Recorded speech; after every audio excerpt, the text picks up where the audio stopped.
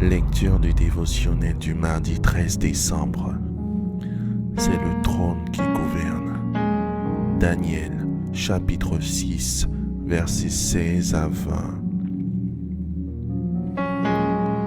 Alors le roi donna l'ordre qu'on emmena Daniel et qu'on le jeta dans la fosse aux lions. Le roi prit la parole et dit à Daniel: « Puisse ton Dieu, que tu sers avec persévérance, te délivrer. » En s'approchant de la fosse, il appela Daniel d'une voix triste. Un trône est un siège, une chaise ou un fauteuil sur lequel un souverain est assis dans les circonstances solennelles. C'est à partir d'un trône qu'un souverain exerce son autorité, sa puissance et son règne. Le trône a une déontologie et des interdits. Il y a autour du trône tout un mystère qui fait que celui qui est assis sur le trône est lui-même soumis à des règles et des principes. C'est à cause du mystère qui entoure le trône qu'il est souvent entouré de personnes spirituelles telles que des sages et des prophètes d'une part, et d'autre part des magiciens et des astrologues. Si vous voulez un trône, vous devez d'abord apprendre l'environnement du trône. Par extension, entrer dans un mariage, c'est s'asseoir sur un trône. Devenir médecin, c'est prendre un trône.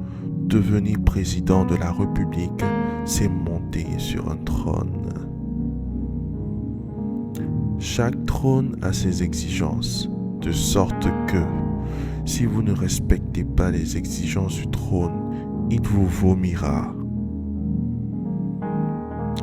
Dans le texte que nous avons lu plus haut, le roi a condamné Daniel tout en étant triste. Il ne voulait pas condamner Daniel qu'il aimait, mais il était contraint de le faire car il était soumis au trône. Le trône lui imposait de dire la sentence, même en étant roi et autorité suprême du royaume. Son seul recours était la prière. Puisse ton Dieu, que tu sers avec persévérance, te délivrer. En s'approchant de la fosse, il appela Daniel d'une voix triste. Il était soumis au trône sur lequel il était assis. C'est la preuve que le trône est plus grand que le roi, et c'est le trône qui gouverne.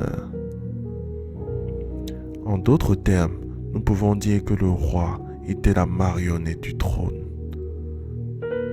Plusieurs, même des présidents de républiques et de grandes institutions internationales, croient diriger pendant qu'ils sont eux-mêmes dirigés, tels des marionnettes. Il n'existe pas de trône sans un autel qui le soutienne et renforce son autorité. Apocalypse chapitre 8 verset 3. L'autel d'or qui était devant le trône. Et qui parle d'autel, parle des esprits qui sont sur l'autel. En réalité, ce sont les esprits sur l'autel qui gouvernent à travers un trône sur lequel est assis un homme.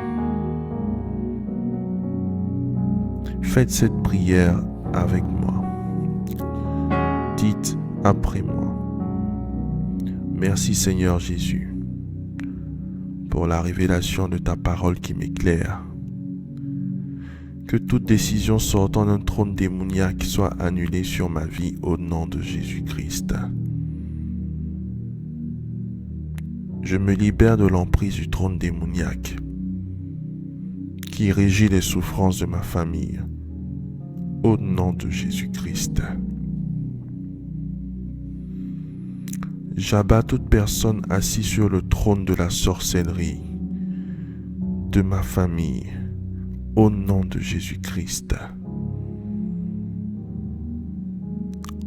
Je rétablis le trône de l'Éternel dans ma famille, au nom de Jésus-Christ.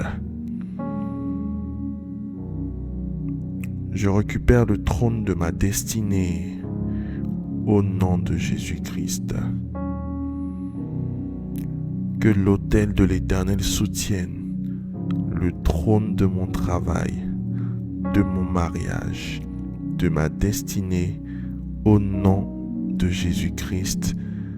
Amen. Amen. Amen.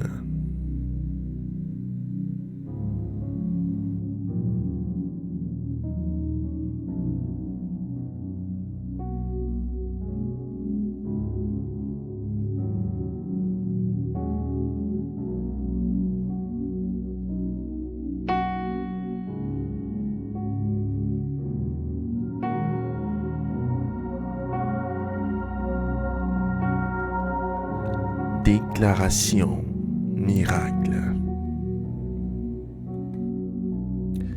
Le dévotionnel de prière est disponible à l'église Ambassade des Miracles, Cocody 2 Plateau, Carrefour Duncan, près de la Suye, route du Zoo.